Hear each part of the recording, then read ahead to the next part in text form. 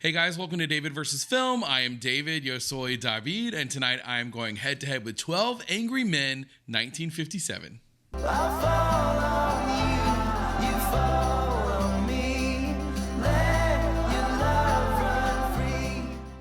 A big hey, hi, and hello to all of you, but to returning viewers and especially returning subscribers, what's up? It's no secret that I've wanted to watch some classic films here on the channel for quite a while, and today I am proud to say that we are kicking it off with 12 Angry Men. This film comes from 1957. It stars Henry Fonda. It's about a court case, I'm guessing involving only men, and they're angry, based on the title, unless it's going to be a huge plot twist. That's what I imagine is going to be coming. I will tell you that's about the extent of my knowledge on it. I know that it's iconic. I know it comes highly recommended. I know several of you have requested it for a while now, so I'm hopeful that it meets your expectations, this reaction that is, but either way I think we'll have a lot of fun. I will tell you, if you'd like to watch the full unedited version of this reaction, the good, the bad, the ugly, all the things I edit out before it hits YouTube, you can find that over on my Patreon, patreon.com/DavidVersusFilm. We have Discord benefits over there, poll voting, and more, so please check that out if you would like. I love and appreciate the patrons, but I certainly love and appreciate you for watching here on YouTube. Please like, share, subscribe. All those things are for you. They help the channel out more than you can imagine. But most importantly, leave those amazing comments like you always do, because they are absolutely my favorite part. And last but not least, if we're not friends on Instagram, let's be friends. I'll leave a link to my Instagram down below. All right, boys and girls, be sure to stick around for the after party at the end of the reaction. But for now, let's grab our hymnals, turn to page 1957, and watch the classic 12 Angry Men.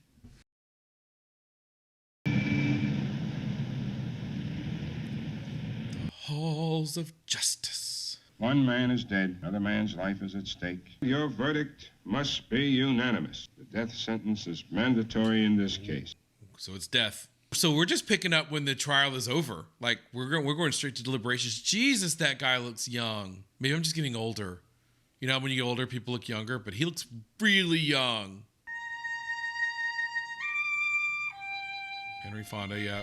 Jack Klugman. I know some of the, Martin Balsam. I know some of these names. It's gonna be fun to spot the younger version of the actors I knew as really old. Like, I recognize him in the striped jacket as the older guy from recently. I saw him in While You Were Sleeping. There's Jack Klugman. I recognize him. This is gonna be the hottest day of the year. Oh yeah. I don't know if I could live in a pre-AC world. I'm weak. Well, your horn works, now try your lights. Who's that Gary Marshall? You fellas can handle this thing any way that you want to. I'm not going to make any rules. I think it's customary to take a preliminary vote. Okay, yeah, see where everybody stands from the outset. All those voting guilty, please raise your hands. Everybody? 8, 9, 10, 11. Everybody except for, Henry Fonda, not voting. Not voting yes, anyway. Those voting not guilty? Boy, oh boy, there's always one. Don't make him feel bad. Just that's how he feels. You really think he's innocent? I don't know. The kid's a dangerous killer. You could see it. He's 18 years old. Yeah, he looked young, 18. Okay, there you go. 11 men in here think he's guilty. No one had to think about it twice except you. It's not easy to raise my hand and send a boy off to die without talking about it. Thank you, exactly. He's very calm, though. Like, I mean, especially with all the mob kind of coming after him, so to speak, not actively, but like telling him, like, what's wrong? Did you hear what we heard? And he's like, well, no, I just want to talk about it. Born in a slum, mother dead since he was 9. Father was serving a jail term for forgery. I just think we owe him a few words, that's all. So he had a rough childhood then. We're supposed to believe this kid, knowing what he is. You can't believe a word they say. Who's they? What do you mean them, they? Let us know what you're thinking, and we might be able to show you where you're mixed up. Where you're mixed up, as if he's just instantly wrong. Suppose we go once around the table. I just think he's guilty. Nobody proved otherwise. The burden of proof's on the prosecution. True. Oh, sure, I know that. He sounds like, what's his name from WKRP in Cincinnati? I can't remember his name. Leonard, maybe? Something like that? Sounds like him. The old man lived downstairs, and he heard the kid yell out, "I'm going to kill you." Saw the kid running down the stairs and out of the house. Now, these are facts. Yeah, but it's a big jump from just listing facts to, like, assuming he's guilty. You don't know all of the facts. I mean, there's just some of the facts. Listen, what about the woman across the street? His window was right opposite hers across the L tracks, and she swore she saw him do it. So L train, are they in Chicago then? The L elevated? You don't believe the boy's story. How come you believe the woman's? She's one of them, too, isn't she? Oh, yeah, who is them? I'm curious. He's picked up twice for knife fighting. It's these kids, the way they are nowadays. Damn kids with their rock and roll music. The way that they're setting this up, I will say just quickly, I'm going to try to listen and talk at the same time, but I like the way they're setting up all the external factors. You know, the heat, that one guy's sick. The one guy's got, you know, game tickets. It's like everyone's got their own, you know, kind of agendas and reasons they want to get out of there. And that's going to put pressure on the situation. I said I'm going to make a man out of you if I have to break you in two trying. I haven't seen him for 2 years. Yep. He was born in a slum. Slums are breeding grounds for criminals. I know it, and so do you. The kids who crawl out of these places are real trash. And that's the other aspect. Talking about, we've heard some sort of prejudice. I don't know what it's based on yet, but they keep saying they or them. And then now they're talking about his history, the kid's history and how he grew up, socioeconomic situations, things like that. I've lived in a slum all my life. Maybe you can still smell it on me. Your turn down there. I didn't expect a turn. I thought you were all going to try to convince me. That way. Oh, stop being a kid, will ya? What do you mean a kid? Listen, you think it's funny or something? Forget it, fella. The whole thing's unimportant. Come on. Tempers are rising. Tempers are rising. I like the camera work too, by the way, how the cameraman keeps moving. I just now thought about that. It's very point of view. I haven't even considered this is actually like a set. It makes it feel like you're really in the action. I sat there in court for 6 days listening while the evidence built up. I'd want my lawyer to tear the prosecution witnesses to shreds, or at least try to. Was it like a public defender, probably? It's also possible for a lawyer to be just plain stupid, isn't it? 2 witnesses were the entire case for the prosecution. What are you trying to say? Those people sat on the stand under oath. They're only people. People make mistakes. Could they be wrong? Heck yeah, they can be. Did they have the murder weapon? I might have missed that if they had the murder weapon. And did they have fingerprints at this point? I think there were fingerprints around by now, but I'm not sure. Like fingerprinting What about the to switch establish. knife they found in the old man's chest? Okay, there. Oh, right on time. Say, could you bring us the knife? Knife? Yeah. This wasn't what you'd call an ordinary knife. The storekeeper who sold it to him said it was the only one of its kind he had ever had in stock. All right. He claims that it fell through a hole in his pocket on the way to the movies. No one at the theater identified him. He couldn't even remember the names of the pictures he saw. I mean, this is pretty damning, but like, again, it's the whole without any reasonable doubt, you know? He even remembered to wipe the knife clean of fingerprints. Okay, so fingerprints. All right, so there were fingerprints then. Possible the boy lost his knife and that somebody else Yep. stabbed his father with a similar knife. It's just possible. Yep, possible. Exactly. Yep. That's government property. Where did that come from? Bought that in a little pawn shop just 2 blocks from the boy's house. Ooh, that kind of gave me chills. That was effective. You mean you're asking us to believe that somebody else did the stabbing with exactly the same kind of knife? The odds are 1,000,000 to 1. The camera keeps getting closer and closer on faces. Get intense. Get intense. That was a cool move, though. There are still 11 of us here who think he's guilty. You're the only one. He's still very calm and steady. I like that. Like, they're all very angry. They're angry men, but he's very calm. Vote by secret written ballot. There are 11 votes for guilty. We'll take in a guilty verdict to the judge right now. Oh. All right, let's do it the hard way. Yeah, that sounds fair. Everyone agreed? It's fair. Yep, fair. My God, I'm again just like side note. I would totally be taking my jacket off by now and like getting comfortable. But I know it's a different time, a lot more formal. Guilty. Guilty. Not guilty. What's this now? Okay, so only one then. I figured there would be at least 2, Jack Klugman and one other guy. Underprivileged kid just couldn't help becoming a murderer, and you change your vote. Listen, you can't talk to me like that. No, who do you think you are? He's very excitable. Sit down. He didn't change his vote. I did. Oh, pop. Would you like me to tell you why? Look at that. Now, he doesn't say the boy is not guilty. He just isn't sure. Right, true. It's not easy to stand alone against the ridicule of others. That's true, too. I want to hear more. Shall we continue? And that's your job as a juror anyway, is to consider it and talk. Looks like we're really hung up here, huh? And that thing with the old man, that was pretty unexpected. As was the knife in the table. Got a little excited back there. I didn't mean to get nasty. Uh-huh. Yeah, he's like, whatever, dude. I mean, it's nice that he tried to apologize in his own way. I guess that can be considered an apology, but, you know, he tried to call him out. Oh, shit. I remember those things. The revolving towel. Are you a salesman? An architect. God, those are nasty. I remember when I was a kid, some of the gas stations still had them. Woo! But what are you wasting our time for? Oh, God. This kid is guilty, pal. So why don't we stop wasting our time here? We're gonna all get sore throats if we keep it up, you know? What difference does it make if you get it here at the ball game? Ooh. They're really laying the pressure on thick to him, aren't they? This guy seems nicer, at least. Supposing you talk us all out of this and kid really did knife his father, huh? It is possible. Has anybody here any idea? Tic-tac-toe. This isn't a game. Oh, well, now he's getting a little temper. How long it takes an elevator train going at medium speed to pass a given point? I don't know, maybe 10, 12 seconds? No. Has anyone here ever lived near the L tracks? When the window is open and the train goes by, the noise is almost unbearable. Oh, I see what he's getting at. Okay, all right. He heard the boy say, "I'm going to kill you," and a split second later heard a body hit the floor. The woman across the street swore positively she looked out of the window. What are you giving us here? Y'all really don't get where he's going with this? I know y'all seen Perry Mason, probably. We can assume that the body hit the floor just as the train went by. You never would have heard it. Do you think he could have heard it? Well, I think testimony that could put a boy into the electric chair should be that accurate. Yes, exactly. Yes, that's right. You keep coming in with these bright sayings. Why don't you send them into a paper? They pay $3 a piece. Guy talks like that to an old man really ought to get stepped on.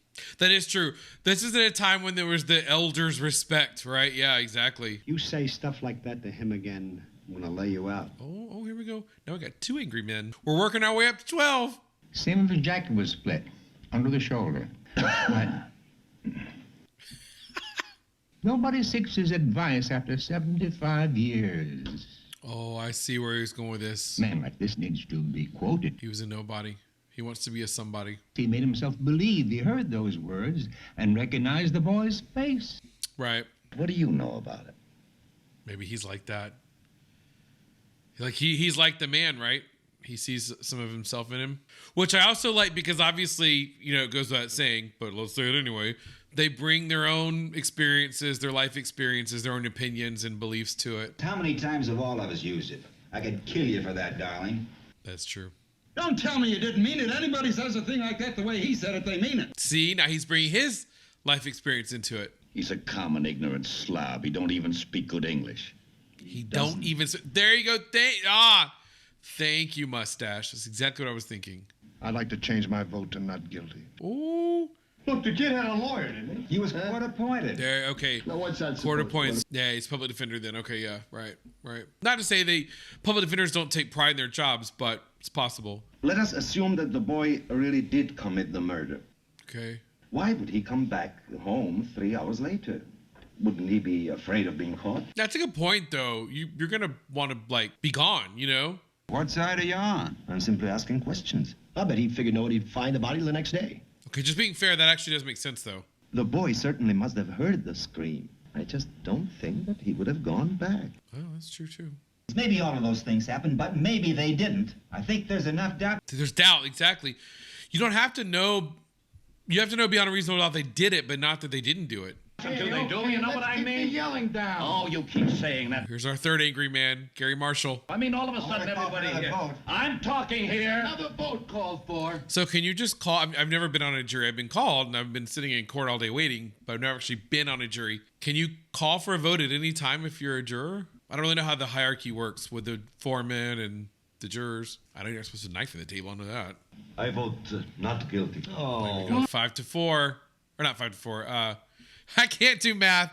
The kid is guilty. Why don't you listen to the fact? I'm thinking Supreme Court. I want you to get up and tell me why you changed your vote. I don't have to defend my decision to you. That's true. Now, what about the old man? Are we supposed to believe that he didn't get up and run to his door? He said he went from his bedroom to the front door. Did they have transcripts back then? I assume so. The court reporters? He was an old man. Half the time he was confused. How could he be positive about anything?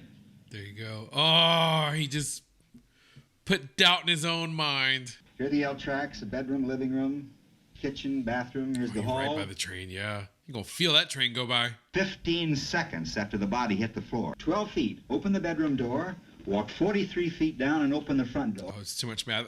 I'm already out on the math. I can tell you right now. I'm going to take Henry Fonda's word for it. He can walk only very slowly. They had to help him into the witness chair. What are you doing? I'm going to try it. See how long it took. Just a quick note, production note, I would say that they have filmed this so well that it feels like one long continuous shot. It doesn't feel like breaks, I know there are, but It just feels like one long continuous shot. And also how talented that they can keep this interesting in one room. We don't even have the benefit of like multiple sets and costumes, things like that. Come on, speed it up. He walked twice as fast as that. This is effective. Lock, door. I mean, I'm an easy sell, but even that considered, this is working on me. What's the time? Exactly 41 seconds. Ooh, way off. You all know he's guilty. You're letting him slip through our fingers. Slip through our fingers? Are you his executioner? I'm one of them. You're a sadist. Kill him, I'll kill him. You don't really mean you'll kill me, do you? Oh, he's very good at this. What are you looking at? Oh, you know what? He's the angriest of the angry men. By the way, if that were a restaurant, I would be at the crack. I always know somehow to see where those two tables come together. One's a little higher than the other. That's where I always end up. Beg pardon. What are you so polite about? For the same reason you're not. It's the way I was brought up. Oh! Ho ho! We have nothing to gain or lose by our verdict. It should not make it a personal thing. Yeah. Thank you. Oh, he's such a polite guy. Good for you. Very polite. Pardon me, but don't you ever sweat? No, I don't. Lucky bitch. Maybe we should take another vote. Well, that's okay with me. The sweat. Oh my God. The sweat is increasing. Not guilty. Oh, he shifted. Guilty. Okay, yep. I kind of figured, but I was wondering. He hesitated. Not guilty. Not guilty. Not guilty. Not guilty. Not guilty. Okay. Number 12. Yeah. Guilty. The angriest of the angry birds, so to speak, will definitely be the last one, I feel The like. vote is now 6-6. Half and half, okay. But I kind of feel like maybe it could be Slick over here with the glasses could be the last holdout. That man gets on my Oh, easy pop pop. nice hop in here, isn't it, huh? Want a drink of water? Get him a nitroglycerin tablet. And you're like everybody else. You think too much, you get mixed up. I don't think you have any right to... Loudmouth.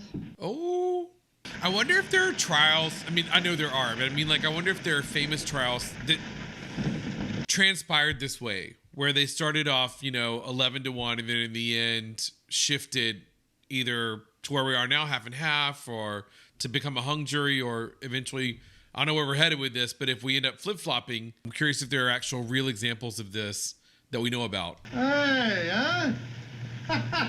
Must put on the same switch with the lights. Oh, there you go. I mean, where does he come off calling me? A public avenger? Sadist? You're just trying to bait me. He did an excellent job. Oh, snap. That's true. Yep, he did. You still don't think there's room for reasonable doubt? No, I don't. Maybe you don't fully understand the term reasonable doubt. They're all alike. They come over here running for their life. Boy, the arrogance of this guy.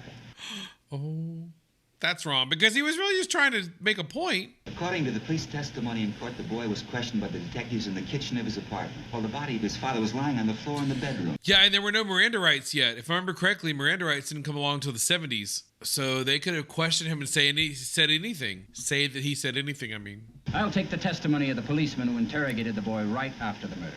See, but they interrogated him, and you don't know what really was said. Where were you last night? I left the office at 8:30 and went straight home and to bed. And the night before that? When you get down to New Year's Eve, 1954, let me know. Okay, that was kind of funny, actually. What did you see? The Scarlet Circle. What was the second feature? I'll tell you in a minute. And you weren't under an emotional stress, were you? Oh, look at this. Oh, he's sweating.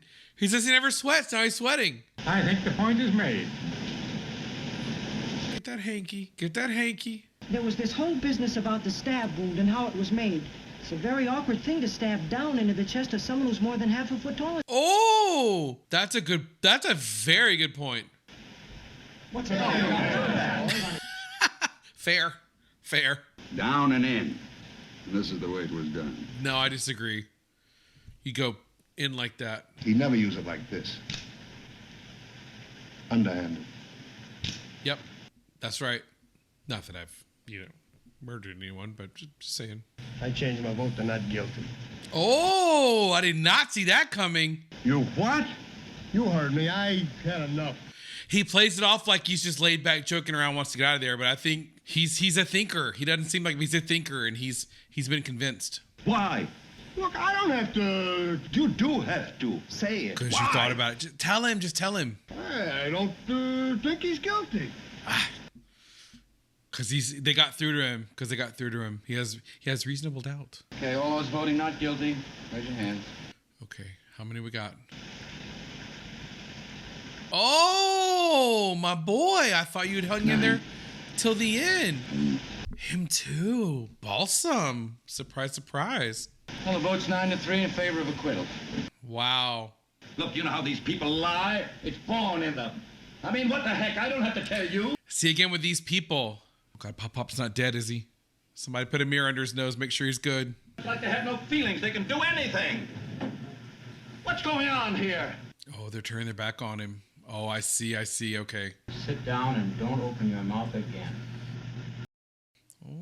Oh, even the angry bird. I didn't even think about that. Even he turned his back on him. Maybe they're getting through to him now. Prejudice always obscures the truth. We may be trying to let a guilty man go free, I don't know. But we have a reasonable doubt. That's true. Very true. I still believe the boy is guilty of murder. The evidence given by the woman across the street, she saw him do it. Mm-hmm. As she looked out, she saw the killing through the windows of a passing L train.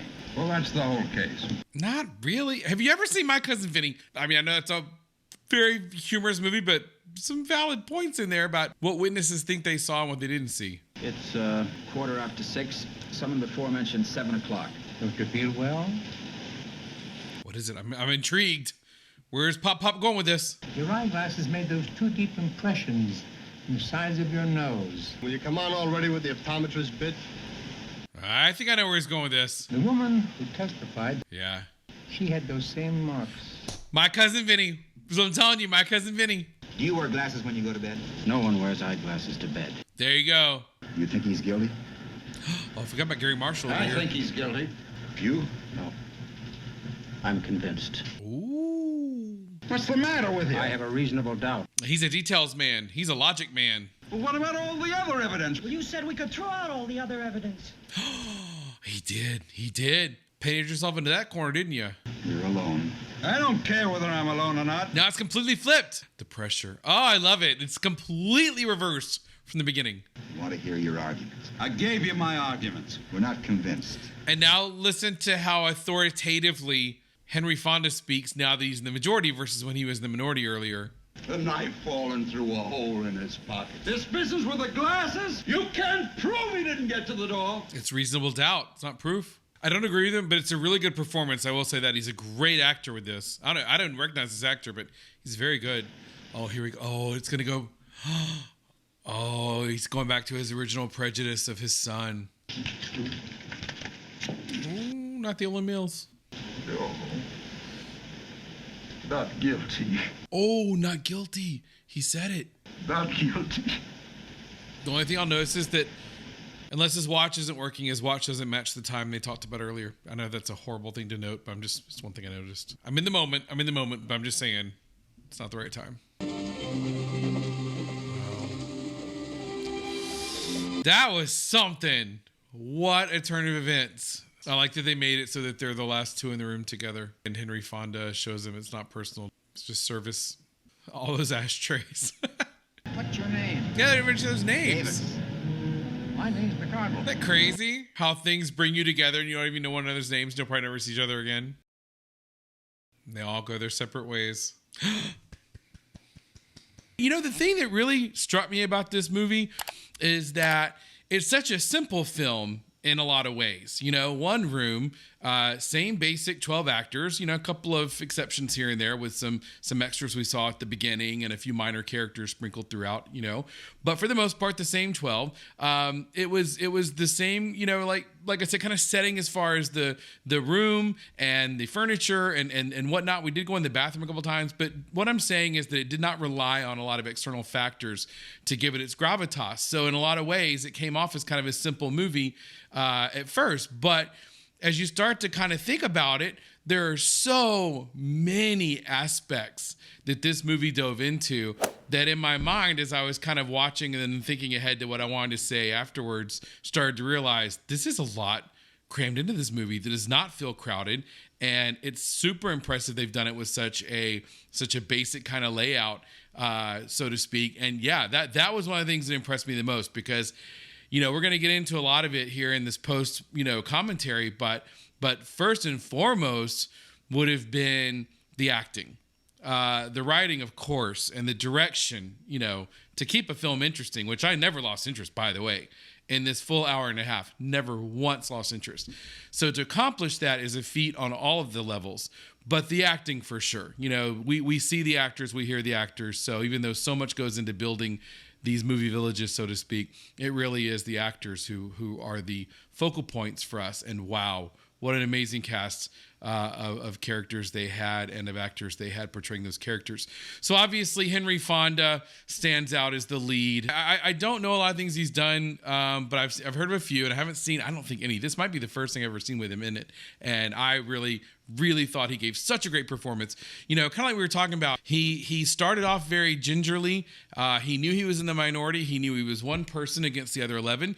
So he was going to have to come at this thing in a certain way if he wanted to convince the rest of them of the not guilt status. And we don't even know not guilty that is. And we don't even know if not guilty is where he was going. That a lot of it was him just asking questions. He's just trying to figure it out himself. But I kind of get the impression that was like his very smart, very intuitive way to approach these other jurors, knowing that it would have to be done with so many different personalities and all the different walks of life they're coming from, that he wasn't going to be able to strong arm and throw his weight around like we saw a lot of the others try to do, you know, especially when they had the luxury of being in the majority. But then as they quickly scrambled later when they weren't in the majority and then trying to convince people, they weren't nearly as effective as he was, because he kept his calm, he approached them with respect, and he kept it really focused on the facts with a little bit of flair. You know, the knife in the table, which horrified me as government property, but the knife in the table, you know, that was a smooth little stunt there,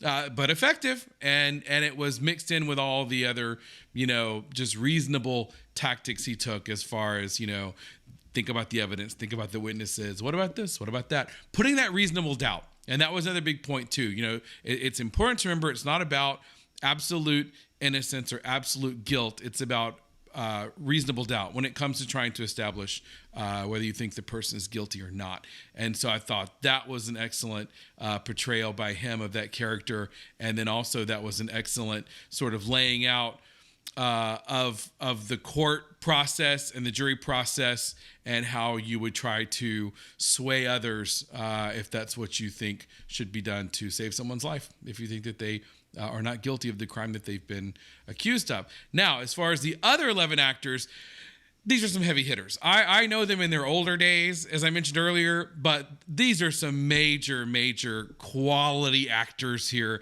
Several faces I didn't know, but several ones I did. You know, Martin Balsam, of course, Jack Klugman, Quincy, you know, the guy from While You Were Sleeping, who I don't know by name, but know him, E.G. Marshall, who, again, I know most frequently from Christmas Vacation, but I know he's also had other great things he's been at. I remember he's in Nixon. I want to say Oliver Stone's Nixon. So anyway, yeah, I think that all of these actors did such a great job at tackling their characters.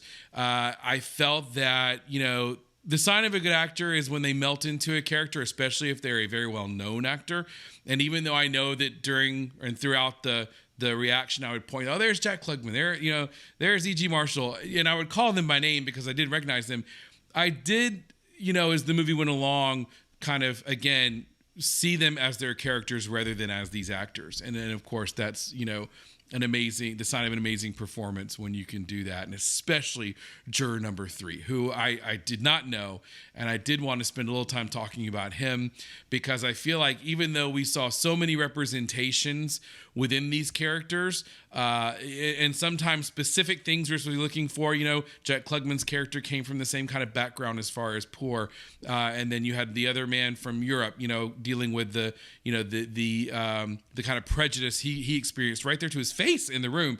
And they kept saying them and they kept saying they, and we didn't know, I don't think, if I remember correctly, if they ever specified who them they was, but I got the impression that they're talking about, obviously, a minority, a group of some sort. We saw the way that they judged him, the way they judged everyone, though. And so I really liked the way that we had this kind of slow burn and watch the jurors kind of switch, their votes and change their minds one by one, without having to use a lot of gotcha moments, and I feel like we're such a, I don't know, such a kind of an instant gratification world right now in a lot of ways. And so I think sometimes movies, feel like they're on speed and we have to have big explosions and big things happening. And I really like taking the time to like slow down and watch something like this where it just, very deliberately rolls out and you see the plot develop. I also really enjoyed that this was always focused on the verdict. This was never focused, I don't think, on actual guilt or innocence for us, the audience. Okay. So meaning that, a lot of times we need definition. We need to know in the end though, did he do it? In the end, did this kid actually commit the murder? We never find that out. We only know that they find him not guilty. And we know the reasons why. And I also like that they included us in the process as well. Obviously, that kind of stands to reason when you're watching a movie about a jury process, that they're going to talk about the evidence, the witnesses, things like that. But I do like that, they did go down that path of like spelling out again, the things that were mentioned in the trial, even though we didn't see the trial, mentioning witnesses, describing witnesses. And again, that goes back to that subtle brilliance of doing all this in the jury room. We didn't have the luxury of seeing the courtroom itself, the trial itself. We didn't see the lawyers, didn't hear the lawyers. We only had these jurors to go off of as far as that goes. So we never know as the audience whether this young man was truly innocent or not. And I like that because that's not what the movie's about. The movie focuses on these characters, these jurors, and their process of establishing the guilt or innocence of someone else. And we saw a lot of very not taking it seriously in the very beginning, right? We saw, the advertising guy still over there doodling, and you got the guy from While You Were Sleeping trying to get out of there in time for his game, and other people just want to get back to work, if they're going to miss too much work. And all these things as humans we think about, but then, again, never too quickly, always at the right pacing. Little by little, we saw these characters start to kind of emerge from their very superficial shells and get more deep into like themselves as true humans and see that human element of now realizing, okay, we really are judging a man's, life and it's in our hands. So I really like that. Now, as far as the production itself, as far as watching this as a project and not just the story, again, major props to everyone involved. The writing in this was perfect. The pacing was so wonderful. It never felt rushed. It never felt slow. It was just perfect. And it allowed the actors to do what they needed to do because, as we know, it takes both of those things, the writing and the acting, coming together seamlessly to tell a great story visually, in the films and the shows that we watch. Then as far as the direction, going back to what I said a minute ago, the fact that you're dealing with one room, this is almost how like a play, it felt like a play in a lot of ways. A lot of times plays don't have a lot of elaborate sets or multiple sets. A lot of it might transpire in one piece, maybe on the stage. This reminds me a lot of Doubt. Very, very different, I know, but in the sense of just, having long conversations, limited sets, and it's mostly about trying to figure something out and what we bring to the table ourselves. And are we putting too much of ourselves? Are we projecting, into the truth that we're trying to uncover? So to be able to do that from a directing standpoint and make that story interesting and have the actors where they need to be, again, all of it was just flawless. There was a lot of music in this, but the music that was appropriate for it. I don't know if it's interesting because in obviously the 30s, the 40s, the 50s, we see a lot of black and white. In the 60s, we see more color. But Gone with the Wind was 39. Wizard of Oz was 39. Both of those utilized, color, Technicolor. So I don't know if it was just a preference at the time. People didn't really want to see color films. I assume it's just the cost. I assume it makes it much more expensive. But, I didn't even think about it though. I just got right into the story and didn't even think twice about the fact that it was, very monochromatic versus what I'm used to seeing in, contemporary films and movies, films and shows rather. What else from a technical standpoint? The sweating. Really, really great attention to detail with the sweating, and I love attention to detail. So I love how when it starts off, these fools are still wearing suits, which I get it, different time. But the fact that it was so hot, and then they started sweating, and then as it got more intense, of course, and then the jackets came off, and you see all the pit stains, and all of that was done so well. I don't think Henry Fonda's brow was dry once. So from a makeup and a styling aspect, that was all handled very well. You know, we didn't see any kind of muddling as far as, well, suddenly he's sweating, now he's not. And we even saw it worked into a character detail with E.G. Marshall's character, that they just had the one, you know, bead of sweat coming down his forehead when he says earlier to the question, do you ever sweat? He says no, you know, and then now he's sweating. So the sweating part of it, I feel like there was a whole person dedicated to just sweat maintenance, and that person, you did great. Oh, I liked how there were never any names used. You know, and they might throw around like nicknames like Friend or Buster or whatever, but for the most part, they were referred to as juror number 1, juror number 2, juror number 3, you know, and so on. And I like that they kind of did that. I always hear that in the movies and the shows when they're about to read the verdict, and they'll say foreman, or there's like, if they poll the jury, they'll say juror number 5. But I didn't know they actually did that in the jury room. And I don't know if that is what they do in the jury room. I don't know if they do that today or if they did it back then or if it's just for this movie. But I like that we didn't have names. We still learned a lot about the characters by their behavior and by things that would come out, like juror number 3's picture that he had of him and his son, you know, and talking about that. And then, of course, you know, we see other little pieces that can kind of give us an idea of who these characters might be, but not by name. And so I thought that was pretty cool. And then, of course, we saw at the end, I call it, you know, elevator syndrome, right? Where you are trapped on an elevator with like maybe 2 or 3 other people. And let's say you're there for like a couple of hours, you might end up knowing those 2 or 3 people better in those 2 and 3 hours than some of your coworkers you've known for years, some of your acquaintances or non really close friends that you've known for years. You might find out in a matter of minutes, and you might stay connected to them, you know, because of this thing you've gone through. So I'm sure there's a much more clinical or like educated term used for that phenomenon, but that's what I call it, is the elevator syndrome. So you see these guys, they had this experience together. They got to know the good, the bad, the ugly among them, and then just walked away. We didn't see, obviously, where they went back in the courtroom to read the verdict. We just saw where they went down the steps and left. And it was just such an interesting kind of, I guess, way to end, because it made me realize that this is such a bizarre experience to go through.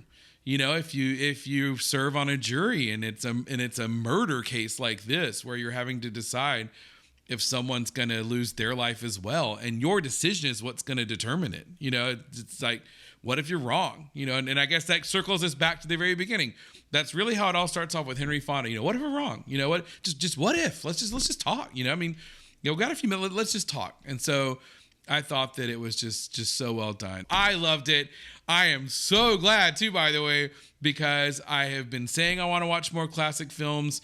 The fact that this one was so good just reinforces my desire to do so. I mentioned my friend Logan and his recommendation of 7 Brides for 7 Brothers. I want to see more Hitchcock. So anything like that, you know, any of these great classic films that you guys would suggest, just let me know. Thank you so much for taking the time to watch this with me today. If you don't mind, it's, you know, free to you to like, share, subscribe, all those things really help out the channel more than you can imagine. So I certainly appreciate that in advance. But I just really hope that you enjoyed this video. I hope you have a great rest of the day / night, and I will see you in the next one. Bye. I love the chase and the hunt, and I set the pace when I'm running. I always take what I want, and I always give it 100. Don't need a bank, no, I'm funded. Play the game like it's nothing. I'm always thankful for something. Don't take for granted, stay humble.